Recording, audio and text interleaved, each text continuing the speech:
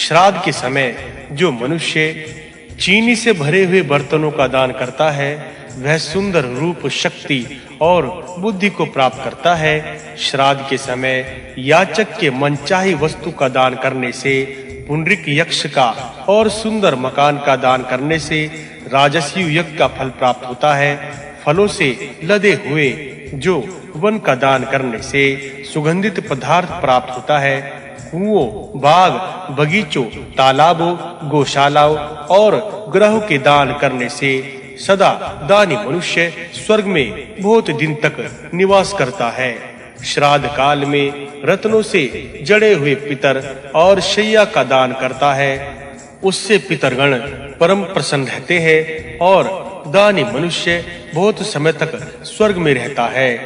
ऊनी वस्त्रों को, रेशमी सूती वस्त्रों को, कंबल को, चर्म मृग की खाल को दान करने से सुपात्र पे यज्ञों का फल प्राप्त करता है। बहुत सी सुंदर स्त्रियां, उनके पुत्र उनके वश में रहते हैं। वह मनुष्य सदा निरोग रहकर सुख प्राप्त करता है। जो मनुष्य रेशमी वस्त्र, सूती वस्त्र, सुंदर साड़ियों को श्राद्ध में दान करता, उस मनुष्य के सभी मनोरथ सिद्ध होते हैं। वस्त्र देवताओं को प्रिय है। उस सबसे अच्छे वस्त्रों के अभाव में कोई भी कार्य नहीं होता। कपड़ों के बिना ना तो यज्ञ पूरा होता है। इसलिए श्राद्ध के समय वस्त्रों का दान करना चाहिए। वस्त्रों के दान करने वालों को वेदों, यज्ञ और तपस्या का फल प्राप्त होता है। जो मनुष्य श्राद्ध के अवसर पर सभी इंद्रियों को वश में रख लेता है, वस्त्रों का दान करता है, उसके सभी मनोरथ पूर्ण होते हैं। वह मनुष्य सभी कामनाओं सहित यज्ञ का फल प्राप्त करता है। श्राद्ध में सतपेठा, घी, मधु, खिचड़ी, दूध और दूध से बनी मिठाई तथा सुंदर पूजा दान करता है। वह अग्निष्ठोम यज्ञ का फल प्राप्त करता है। वर्षा ऋतु में श्राद्ध के समय मघा नक्षत्र में दही, दूध, माखन, घी, मट्ठा तथा तरह-तरह के पकवानों का दान करने से पितरगण अधिक प्रसन्न होते हैं। श्राद्ध करते समय घी के साथ ब्राह्मणों को भोजन करवाना चाहिए।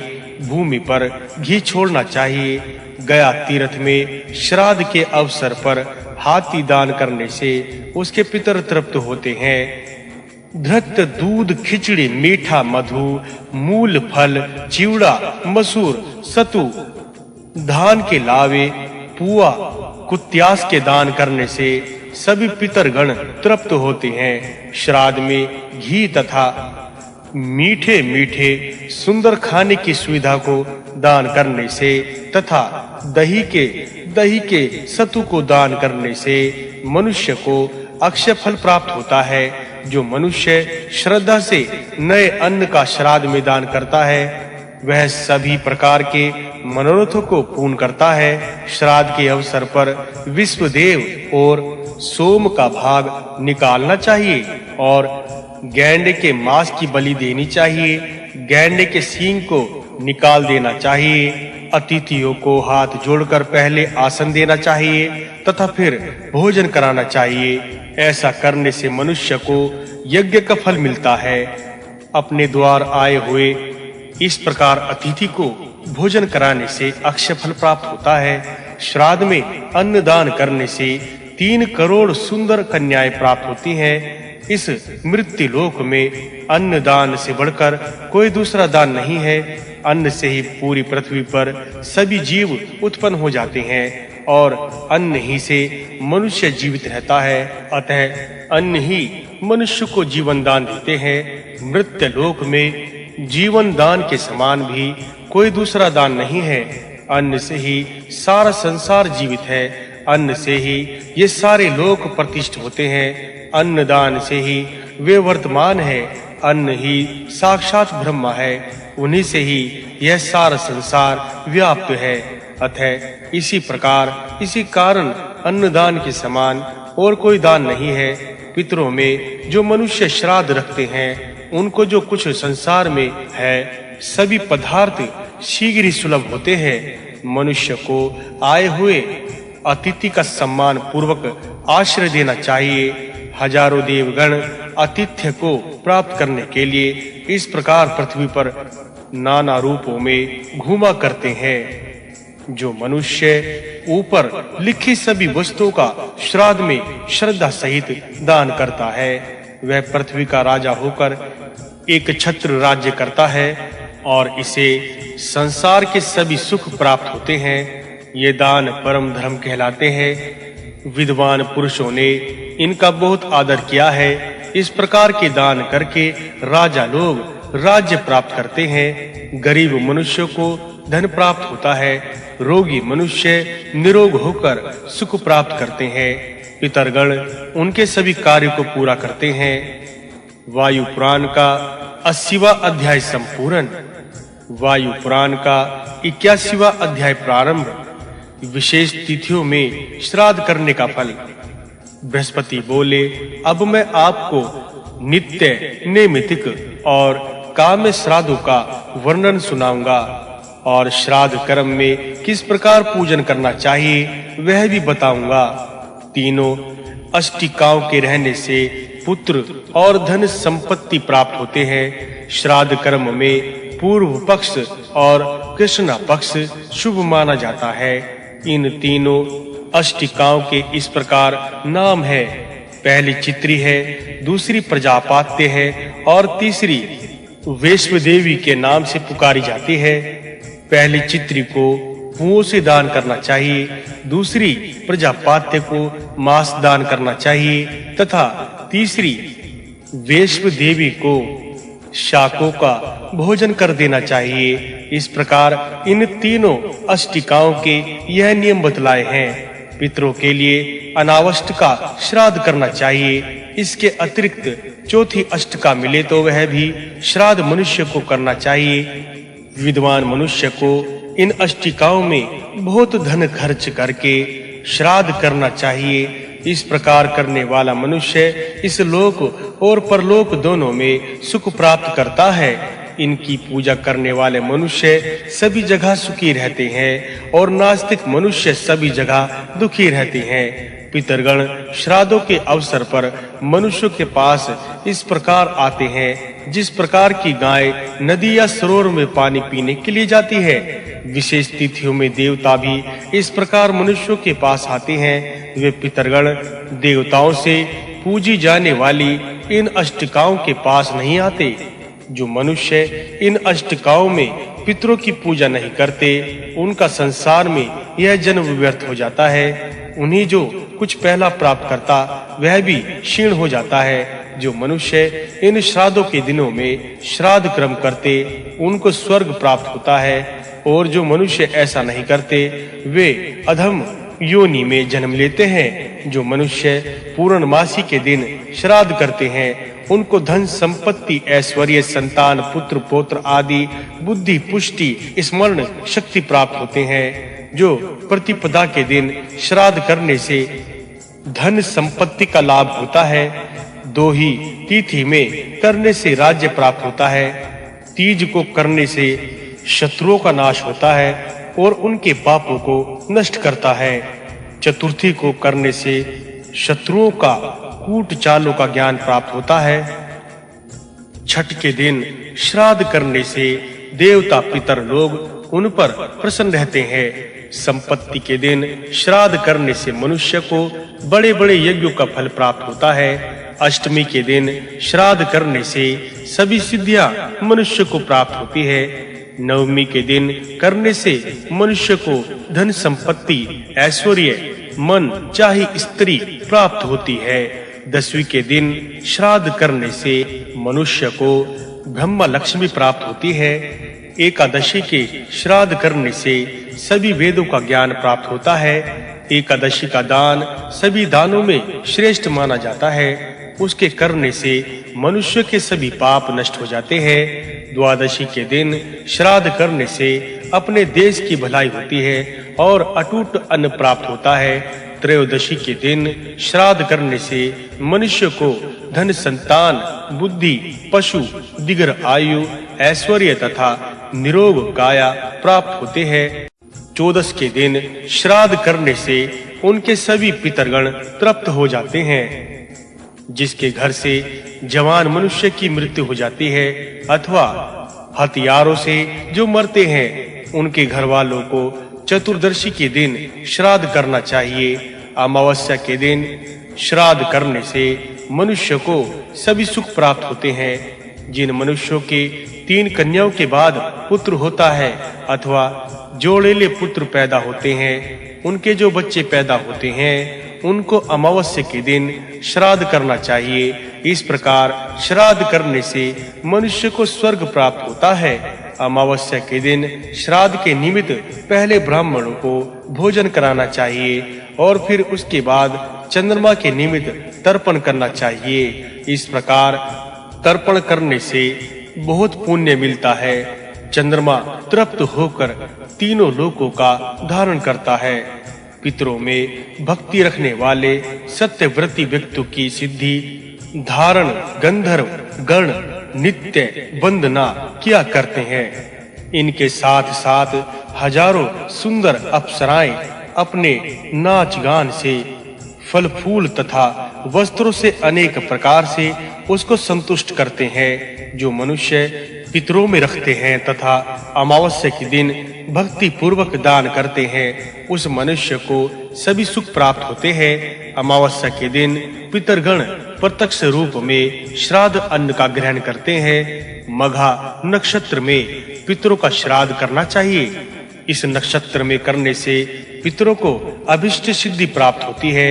इस नक्षत्र के श्राद्ध को अक्षय कहते हैं। इस कारण विद्वान ब्राह्मण लोग मघा नक्षत्र में ही पितरों का श्राद्ध करते हैं। मनुष्यों के इस प्रकार श्राद्ध करने से पितरगण उसको सभी प्रकार से सुख देते हैं। जो मनुष्य देवता और पितरों के श्रद्धा आदि का कार्य तथा पूजा श्रद्धा पूर्वक करते हैं, उनको स्वर्ग प्राप्त होता है। वायु पुराण का 81वां अध्याय संपूर्ण। वायु पुराण का 82वां अध्याय प्रारंभ। विशेष नक्षत्रों में श्राद्ध करने का फल। बृहस्पति ने कहा, इसके बाद अब मैं आपको यह बतलाऊंगा कि विशेष नक्षत्रों में अलग-अलग श्राद्ध करने का क्या फल होता है। इनके विषय में यमराज ने शिवबिंद से इस प्रकार का वर्णन किया है, सो मैं आपको सुनाऊंगा। मनुष्य को कृत्तिका नक्षत्र में श्राद्ध करना चाहिए और अग्नि की स्थापना करनी चाहिए। इस प्रकार श्राद्ध करने से मनुष्य के सभी पाप नष्ट हो जाते हैं। मनुष्य को रोहिणी नक्षत्र में श्राद्ध करने से शुभ संतान की प्राप्ति होती है। मनुष्य को मृगशीरा नक्षत्र में कराना चाहिए। इस प्रकार श्राद्ध करने से मनुष्य को तेज यश प्राप्त होता है। मनुष्य को आर्द्रा नक्षत्र में श्राद्ध नहीं करना चाहिए। इस नक्षत्र में दुष्ट स्वभाव के ही मनुष्य श्राद्ध करते हैं। पुनर्वसु नक्षत्र में मनुष्य को श्राद्ध करने से राज्य और पुत्र प्राप्त होते हैं। उसको धन धान्य पुत्र पौत्र आदि सभी सुख प्राप्त होते हैं। पोष्य नक्षत्र में मनुष्य को संतोष प्राप्त होता है। आषाढ़ेशा नक्षत्र में पितरों का श्राद्ध करने से वीर संयोग पुत्र होता है। जो फाल्गुनी नक्षत्र में मनुष्य को श्राद्ध करने से सौभाग्य प्राप्त होता है। जो उत्तरा नक्षत्र में श्राद्ध करने से मनुष्य अपने समाज में प्रतिष्ठित होता है और अच्छे पुत्र को प्राप्त करता है। जो मनुष्य हस्त नक्षत्र में पितरों का श्राद्ध करते हैं, वे सभी श्रेष्ठ जनों में पूज्य माने जाते हैं। जो चित्रा नक्षत्र में श्राद्ध दान करते हैं, उनको सुंदर वस्त्र मिलते हैं। जो मनुष्य स्वाति नक्षत्र में श्राद्ध करते हैं, उसको यश लाभ प्राप्त होते हैं। विशाखा नक्षत्र में पितरों का श्राद्ध करने से मनुष्य का राज्य होता है। जो मनुष्य ज्येष्ठा नक्षत्र में पितरों का श्राद्ध करते हैं, उनको सबसे उत्तम स्थान प्राप्त होता है। मूल नक्षत्र में जो मनुष्य पितरों का श्राद्ध करता है, वह मनुष्य निरोग होकर दीर्घ आयु प्राप्त करता है। आषाढ़ नक्षत्र में श्राद्ध करने से महान यश प्राप्त होता है। उत्तराषाढ़ नक्षत्र में श्राद्ध दान करने से मनुष्य शोक रहित सदैव सुख पाते हैं। श्रवण नक्षत्र में श्राद्ध दान करने से परम गति प्राप्त होती है। धनिष्ठा नक्षत्र में श्राद्ध दान करने से मनुष्य का राज्य तथा अधिक धन प्राप्त होता है। अभिजीत नक्षत्र में श्राद्ध करने से मनुष्य को सभी वेदों का उनके अंगों सहित ज्ञान प्राप्त होता है। नक्षत्र में दान करने से सभी सिद्धियां प्राप्त होती हैं। पूर्व भाद्रपद नक्षत्र में पितरों के हेतु के लिए श्राद्ध दान करने से उत्तम फल प्राप्त होता है। उत्तरा भाद्रपद नक्षत्र में पितरों का श्राद्ध करने से मनुष्य को हजारों दूध देने वाली गाय प्राप्त होती है। रेवती नक्षत्र में श्राद्ध करने से बहुत सा द्रव्य प्राप्त होता है। अश्वनी नक्षत्र में श्राद्ध करने से बहुत से घोड़े प्राप्त होते हैं और भरण नक्षत्र में श्राद्ध करने से उत्तम आयु प्राप्त होती है। इस प्रकार शशिबिंदु ने श्राद्ध का विधि पूर्वक पालन करके सारी पृथ्वी का राज्य प्राप्त किया था। सभी मनुष्य को श्रद्धा सहित इस प्रकार विधि पूर्वक श्राद्ध का पालन करना चाहिए। ऐसा करने से मनुष्य को सब सुख प्राप्त होता है। वायु पुराण का 82वां अध्याय संपूर्ण। वायु पुराण का 83वां अध्याय प्रारंभ। श्राद्ध के फल तथा ब्राह्मण की परीक्षा। वायु बोले, हे श्रेष्ठ देव, पितरगण किस प्रिय वस्तु से थोड़े दिन तक तृप्त होते हैं और कौन सी वस्तु से बहुत दिन तक तृप्त रहते हैं और किस वस्तु से अनंत समय तक तृप्त रहते हैं। बृहस्पति बोले, हे विप्र, अब मैं आपके पूछे हुए प्रश्नों का उत्तर दे रहा हूँ। अब आप सब ध्यान पूर्वक सुनिए। श्राद्ध के समय जो जानने वाले हैं, श्राद्ध में कौन-कौन से हविष्य द्रव्य पदार्थ फल देने वाले होते हैं। जो मनुष्य श्राद्ध में तिल, जौ, उड़द, जल, मूल और फलों का दान करता, उसके दान से उनके पितरगण 1 महीने तक तृप्त रहते हैं। श्राद्ध में मछली के मांस का दान करने से पितरगण 2 महीने तक तृप्त रहते हैं।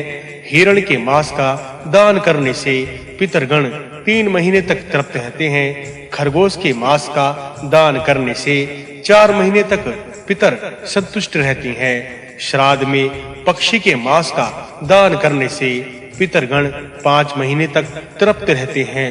शूकर के मांस का दान करने से 6 महीने तक पितरगण तृप्त रहते हैं। बकरे का मांस दान करने से 7 महीने तक पितर तृप्त रहते हैं।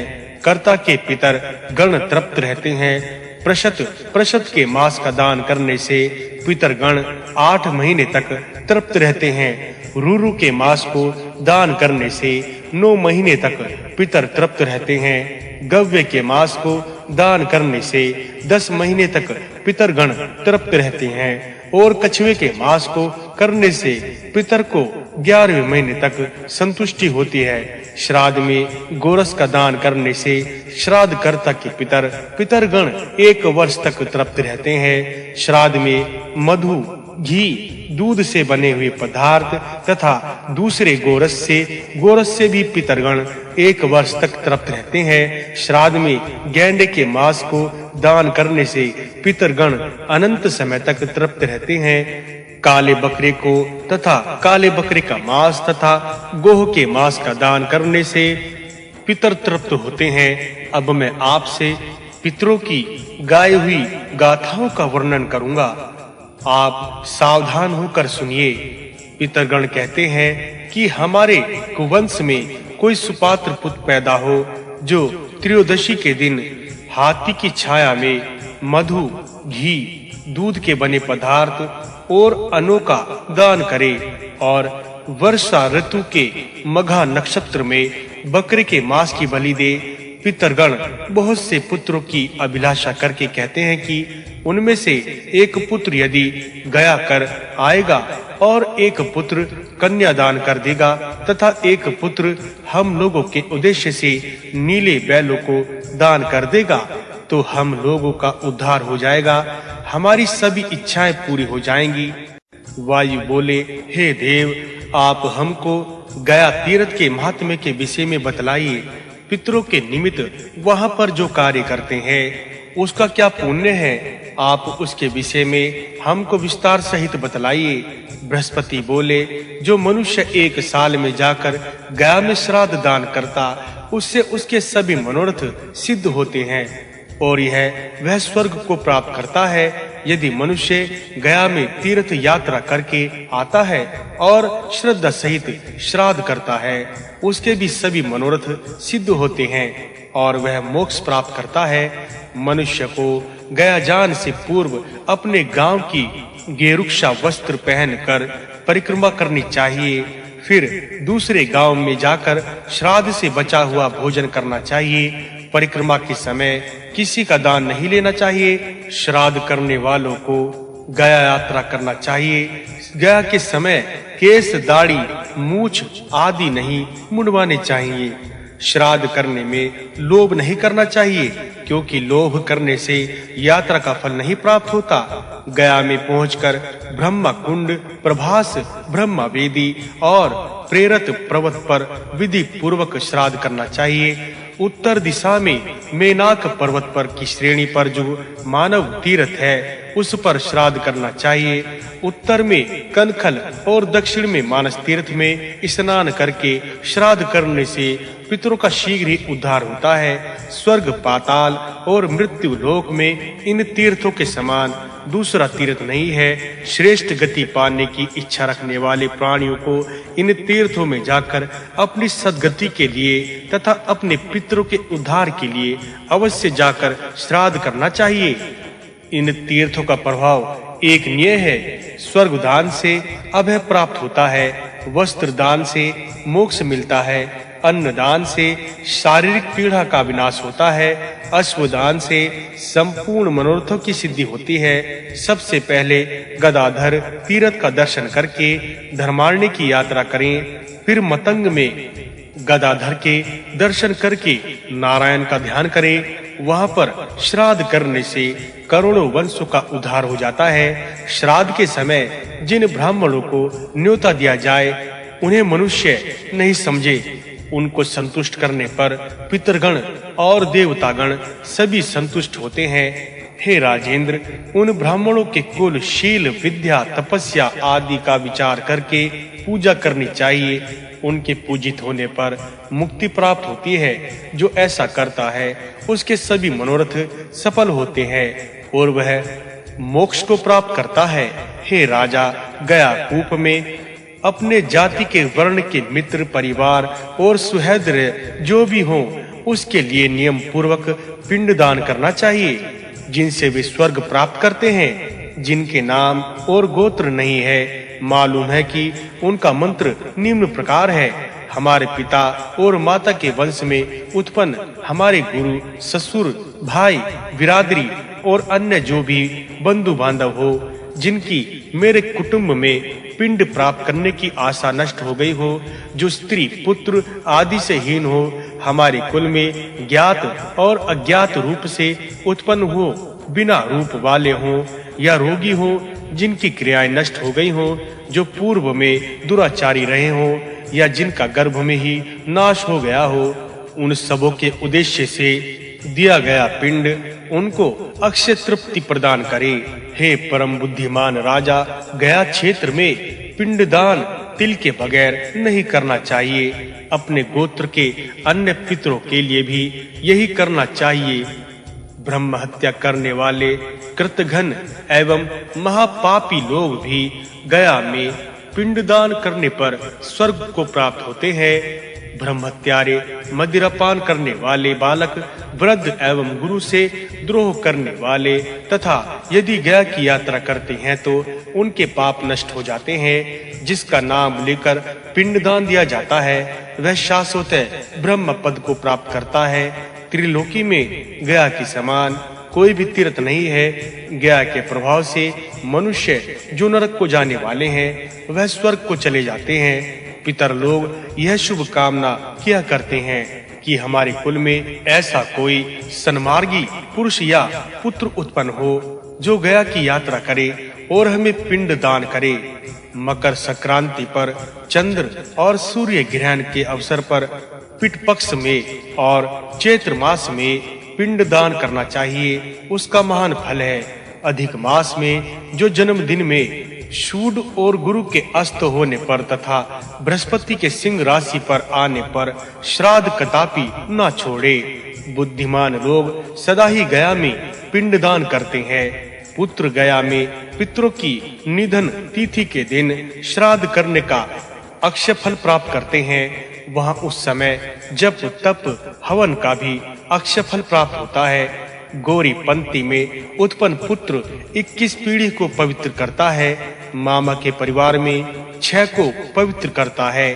अब वृक्ष का फल सुनाता हूँ। वृक्ष का उत्सर्ग करने वाला 10 पहले 10 बाद के पितरों का पवित्र करता है। जल से तैर कर पृथ्वी पर आने वाले, वृक्ष की पूंछ से गिरने वाले जल बिंदुओं से वृक्ष के उत्सर्ग में जो वस्तुएं दान दी जाती हैं, उससे पितरों को अक्षय फल प्राप्त होता है। इस तरह वृक्ष के अंत तक लांगुल आदि से गिरने वाले जल से जो वस्तुएं स्पर्श करते हैं, उन सब से पितरों को अक्षय फल प्राप्त होता है। वह वृक्ष अपने सींगों और खुरों से जो पृथ्वी खोदता है, वह पृथ्वी अक्षय मधु की नहर के रूप में पवित्र तथा पितरों को प्राप्त होती है। 1000 नल्ब में जो विस्तृत तड़ाग के खजाने से भी अधिक तृप्ति वर्षोत्सर्ग से पितरों को होती है। श्राद्ध में तिल गुड़ मिलाकर, तिल और मधु को मिलाकर तथा जो मधु से श्राद्ध दान करते हैं, उन सब से अक्षय फल प्राप्त होता है। बृहस्पति बोले, मनुष्य को सदा श्राद्ध दान में ब्राह्मणों की परीक्षा देनी चाहिए।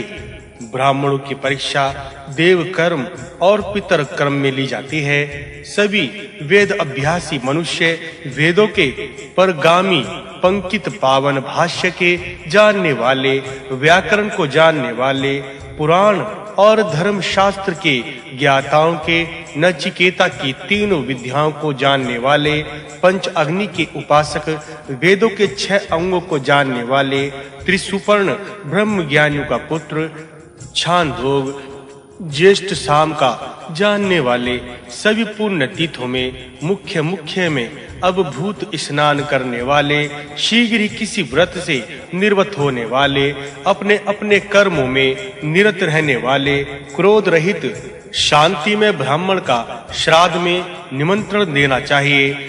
जो हमेशा धर्म के 10 लक्षणों का पालन करते हैं और अपने कर्म में निरंतर रहते हैं, उनको श्राद्ध निमंत्रण देना चाहिए। ऐसे ब्राह्मण पंकित पावन होते हैं। इनका दान देने से अक्षय फल प्राप्त होता है।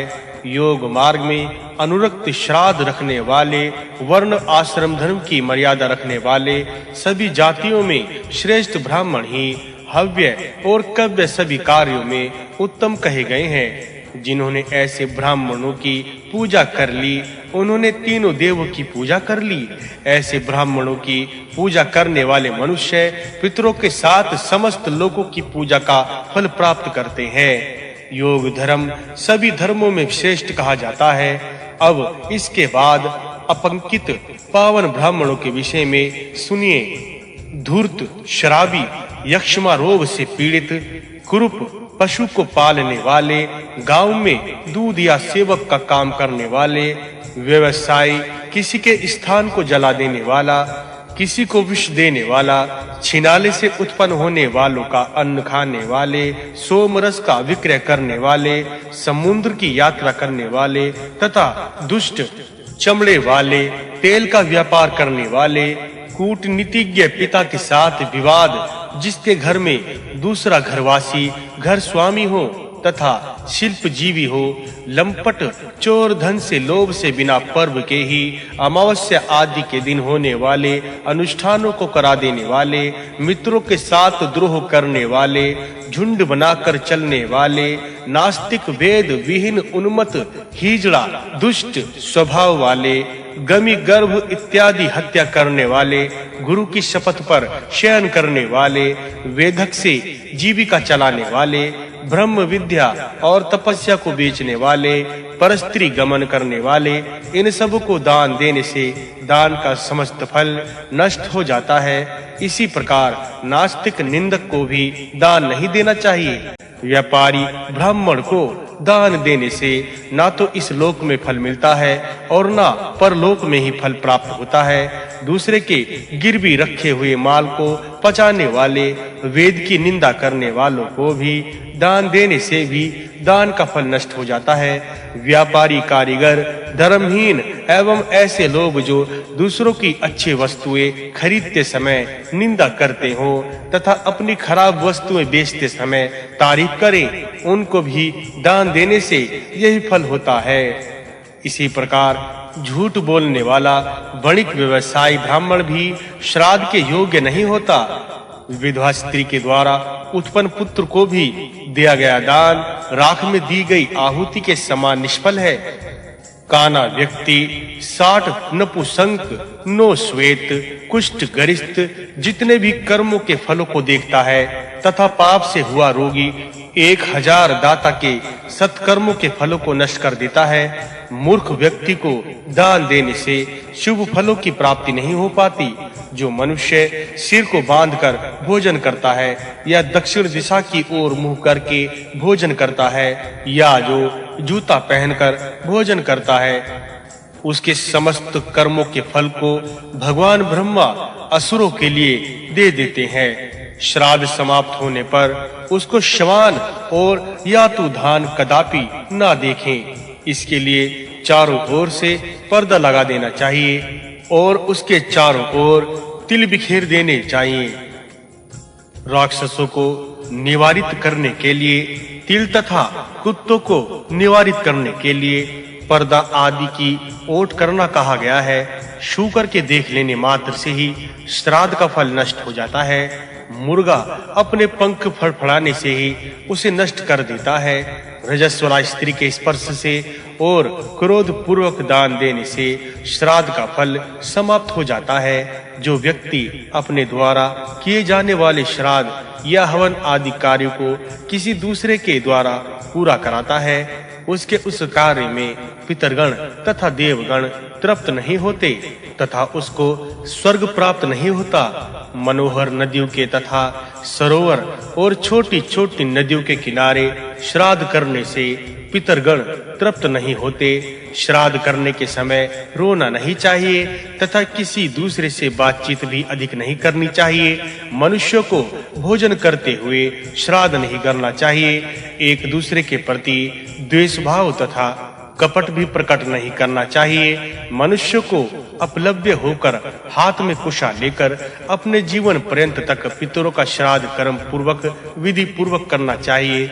इस प्रकार श्राद्ध करने वाले मनुष्यों से उनके पितरगण संतुष्ट होते हैं। श्राद्ध कर्म में सबसे पहले ब्राह्मणों की आज्ञा पाकर अग्नि में आहुति करनी चाहिए तथा पितरों के हेतु दिए जाने वाली वस्तुओं को पृथ्वी, सूप तथा कुश के आसन पर रखनी चाहिए। विद्वान पुरुष को मास के शुक्ल पक्ष में दिन के प्रथम आर्ध में श्राद्ध करना चाहिए और कृष्ण पक्ष के उत्तरार्ध में करना चाहिए। देश और काल के देखने वाले महान तेजस्वी, महान योगी और महात्मा पितरों की हमेशा पूजा करनी चाहिए। जल से प्रथम आचमन कराकर तथा उनके चरण धोकर बिठलाना चाहिए। उन्हें आदर सत्कार के साथ स्वच्छ आसन पर अच्छे भोजन पकवान जो पितरों की तृप्ति हेतु बनाए हो, श्रद्धा और आदर के साथ भोजन कराना चाहिए। भोजन में जब तक वह पूर्ण तृप्त न हो जाए परोसते रहना चाहिए। इस प्रकार जो मनुष्य पितरों में श्रद्धा रखते हैं उनको सभी सिद्धियां शीघ्र प्राप्त होती है। पितरों में श्रद्धा रखने वाले मनुष्य अपने सभी शुभ कर्मों के बंधन से छूटकर मोक्ष प्राप्त करते हैं। कश्यप ऋषि ने सारे संसार को मोहित करके यज्ञ के लिए जिस परम गोपनीय योग का उद्धार करके गुफा में सुरक्षित रखा था, हे योग परायण, उस अमर पद को प्राप्त करने वाला परम गोपनीय, चिरंतन और परम योग धर्म को सनत कुमार कहा गया है। उस परम गोपनीय फल को पितरों में भक्ति रखने वाला तथा मनुष्य प्राप्त करता है। जो मनुष्य पितरों में भक्ति रखते हैं उन्हें योग प्राप्त होता है। मैंने आपसे श्राद्ध में किन-किन वस्तुओं को दान करना चाहिए तथा किस वस्तु के दान करने से अधिक फल प्राप्त होता है, जिन-जिन तीर्थों में श्राद्ध करने का जो फल होता है, इन सब का वर्णन किया है। बृहस्पति बोले, जो मनुष्य श्राद्ध कर्म के विधान को सुनकर पितरों को दोष दृष्टि से देखकर उनमें श्रद्धा नहीं रखते, वे मनुष्य नास्तिक होकर घोर नरक को प्राप्त होते हैं। जो मनुष्य मन को रखकर श्राद्ध कर्म करते हैं उनके कठिन रोगों का नाश होता है। जो मनुष्य अपने मनमानी ढंग से जीवन निर्वाह करने वाले हैं वे मनुष्य कुंभीपाक नरक में जाते हैं। वे जीवा के छेदन और चौर्य कर्म को प्राप्त होते हैं। जो मनुष्य योग से द्वेष भाव रखते हैं वे मनुष्य समुद्र में ढेला बनकर इस पृथ्वी पर जब ये स्थित रहते हैं, जब तक स्थित रहते हैं, निवास करते हैं। इसलिए श्राद्ध के जो नियम बतलाए हैं उन्हीं के अनुसार श्राद्ध कर्म को संपन्न करना चाहिए। विशेष रूप से योगियों की बुराई नहीं करनी चाहिए। योगियों की बुराई करने पर मनुष्य का शीघ्र ही क्रमी रूप में जन्म धारण करना पड़ता है। जो मनुष्य ध्यान परायण योगियों के अन्यतम लक्ष्य मोक्ष के मुख्य साधन की है जो निंदा करते हैं वह घोर नरक को प्राप्त होते हैं तथा इसकी बुराई सुनने वाले भी घोर नरक को प्राप्त होते हैं। योग परायण योगेश्वर की निंदा करने से मनुष्य चारों तरफ के घने अंधकार से घिरकर परम घोर नरक में जाते हैं। जो मनुष्य आत्मा को वश में कर योगेश्वर की बुराई सुनते हैं वह चिरकाल तक घोर कुंभीपाक नरक में निवास करते हैं। मनुष्य को योगियों के प्रति मन वचन और कर्म से द्वेष भावना नहीं करनी चाहिए। इस शुभ कर्म का फल मनुष्य को उसके दूसरे जन्म में प्राप्त होता है और इस जन्म में भी वह सुख प्राप्त करता है। योग मार्ग ज्ञाता आत्मा के पाठ को प्राप्त नहीं करते। वे मनुष्य अपने कर्म के अनुसार तीनों लोकों में भ्रमण करते रहते हैं। रंग वेद, साम वेद और यजुर्वेद तथा वेदों के समस्त अंगों के ज्ञाता सभी प्रकार के विकारों को छोड़कर सुख प्राप्त करते हैं। इस प्रकार के विकारों से पार पाने वाले प्रकृति के पाठगामी सत्व रज तम इन तीनों गुणों के पाठगामी वास्तव में तीनों गुणों के पारगामी होते हैं। जो योगी योग मार्ग और 24 तत्व को जानने वाले हैं वे ही असली रूप में इस जन्म मरण रूप संस्कृति संबंध के परगामी है। जिस प्रकार योगी निखिल योग तत्व को अपने योग बल से विसर्जित करता है उसी प्रकार सदा अपना विकास भी संगठित करता है। इस प्रकार योग के तत्व को भली प्रकार जानने वाला योगी सबसे परे जिसकी गति है ऐसे परम पुरुष के गोचर होता है। अतः योगी मनुष्य योग का ही सहारा लेकर अपने शरीर का त्याग करते हैं और आत्मा आरूप्य प्राप्त करते हैं। योग के तत्व को जानने वाला पुरुष वेदों का सम्यक अध्ययन करके वेदों को जानने वाले उस परम पुरुष को प्राप्त करता है। उसे वास्तव में वेदों का तत्ववेत्ता और वेदों का परगामी कहा जाता है। जो मनुष्य वेदों के चरम प्रतिपाद उस परम पुरुष को अच्छी तरह से जानता है वही वास्तव में वेदों के तत्व को जानने वाला है। दूसरे सब वेद चिंतक हैं। जो मनुष्य पितरों को श्राद्ध भाव से देखते हैं उनको सभी प्रकार सुख प्राप्त होते हैं। जो मनुष्य इस श्राद्ध कल्प का नियम पूर्वक श्रद्धा सहित नित्य पाठ करता है अथवा सुनता है वह पहले कहे हुए सभी तीर्थों में दिए गए दानों का फल प्राप्त करता है। वह श्रेष्ठ आत्मा मनुष्य पंकित पावन तथा ब्राह्मणों के समाज में भी भोजन करता है। जो मनुष्य इस श्राद्ध कर्म के महात्म को क्रोध रहित होकर नित्य श्रद्धा भाव से सुनता है वह स्वर्ग को प्राप्त करता है। इस लोक में इसके गिरने से परम सुख प्राप्ति होती है। इसका अनुष्ठान प्रयत्न पूर्वक करना चाहिए। जो व्यक्ति पर्व संधियों में आलस्य को त्याग कर इस श्राद्ध विधि का पाठ करता है वह परम तेजस्वी पुत्रवान मनुष्य होता है। उसको देवताओं के समान पवित्र लोक प्राप्त होता है।